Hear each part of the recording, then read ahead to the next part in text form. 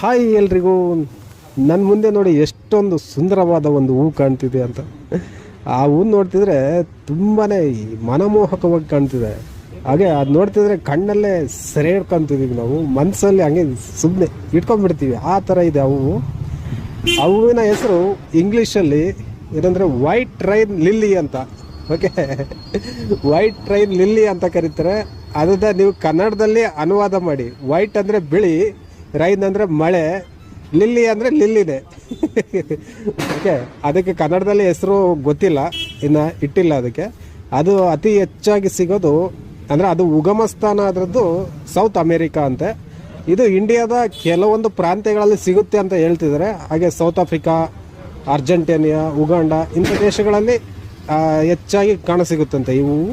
ನನಗೆ ಇವತ್ತು ಇಲ್ಲಿ ಬೆಂಗಳೂರಲ್ಲಿ ಒಂದು ಮನೆಯ ಮುಂದೆ ಕಾಣಿಸ್ತು. ಅದಕ್ಕೆ ನನ್ನ ಮೊಬೈಲ್ ಕ್ಯಾಮ್ರಾ ಕಣ್ಣಲ್ಲಿ ಸೆರೆ ಹಿಡ್ದಿದ್ದೀನಿ. ಈ ಒಂದು ಹೂವನ್ನ ನೋಡಿ ನಿಮ್ಗೆ ಏನು ಅನಿಸ್ತಂತ ಕಮೆಂಟ್ ಮಾಡಿ. ಇದ್ರ ಹೆಸರು ಏನಾದರೂ ನಿಮ್ಗೆ ಕನ್ನಡದಲ್ಲಿ ಗೊತ್ತಿದ್ರೆ ದಯವಿಟ್ಟು ಕಮೆಂಟ್ ಮಾಡಿ.